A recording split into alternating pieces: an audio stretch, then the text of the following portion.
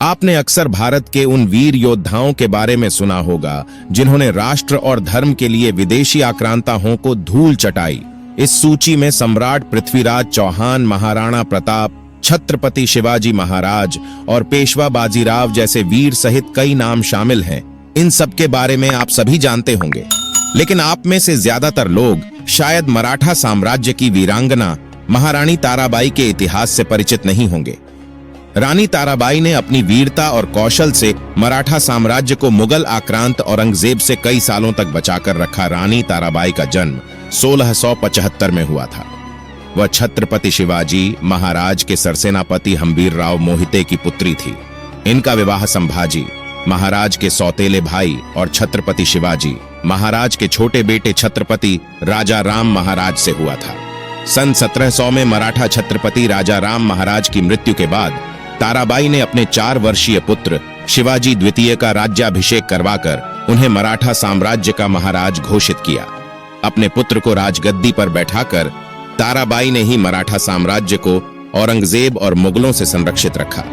उन्होंने 1700 से 1707 ईस्वी तक औरंगजेब से सीधे लोहा लिया। इन 7 सालों में ताराबाई लगातार मुगलों पर आक्रमण करती रही। वे सेना को उत्साहित करती और किले बदलती रहती। उन्होंने जनता और सेना का विश्वास जीतकर मराठों को बढ़ाना शुरू किया। इस दौरान ताराबाई ने औरंगजेब की नाक के नीचे से सूरत की तरफ से मुगलों के क्षेत्रों पर आक्रमण करना शुरू किया। औरंगजेब मरते दम तक ताराबाई से नहीं जीत पाया और 1707 में उसने दम तोड़ दिया। पब्लिकेशन डिवीजन की पुस्तक भारत की नारी रत्न में इतिहासकारों के हवाले से जिक्र है, वह मराठा रानी एक बाघिन के जैसी है।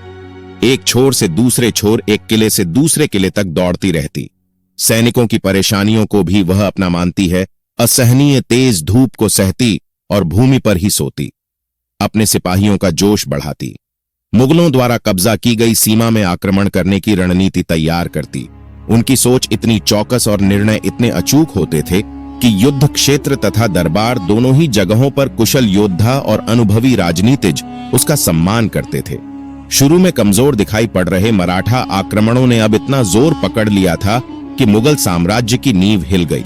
आपको बताते चलें कि सन 1779 में छत्रपति शिवाजी महाराज के बड़े बेटे संभाजी महाराज और उनकी माता सायबाई की बेरहमी से हत्या करने के बाद औरंगजेब ने स्वराज मराठा साम्राज्य का उपनाम की राजधानी राजगढ़ पर हमला करवाया, जिसका लिए उसने 15,000 सिपाहियों की फौज भेजी और उन्होंने इस किले पर कब्जा कर लिया। जिस समय मुगलों ने रायगढ़ पर कब्जा कर लिया था, तब वहां से ताराबाई और राजा राम महाराज सुरक्षित बच निकले थे। तब वे झिंझी किले आ पहुंचे। अब यह स्थान तमिलनाडु में है। दक्षिण में मराठा साम्राज्य का यह आखिरी किला था। इस पर भी मुगल कब्जा करना चाहते थे। इसके लिए मुगल सेनापति जुल्फकर अली खान ने 8 सालों तक संघर्ष किया। बता दें कि जुल्फकर अली खान ने सितंबर 1690 में पहली बार झिंझी किले पर आक्रमण किया। वहीं राजा राम का स्वास्थ्य बिगड़ने के कारण शासन को ताराबाई ने अपने हाथों में लिया। तब से लेकर जनवरी 1698 तक मुगल सेनापति इस किले को जीतने की कोशिश करता और हर बार उसे पराजित होना पड़ता। ताराबाई ने अपने गढ़ के बचाने के साथ साथ मुगलों को खदेड़ कर मराठा भूमि से भगा दिया था। रानी ताराबाई के बारे में यह भी कहा जाता है कि वे गोरिल्ला युद्ध का बहुत प्रयोग करती। वहीं उन्होंने औरंगजेब की रिश्वत नीति को भी अपनाया था। औरंगजेब शत्रु सेना के सेनापतियों को घूस देकर युद्ध में फायदा लेता था। इसके अलावा शाही सेना की एक और तकनीक महारानी प्रयोग करती थी। ताराबाई और उनके सेनापति दुश्मन साम्राज्य में घुसकर अपने टैक्स कलेक्टर नियुक्त करने लगे।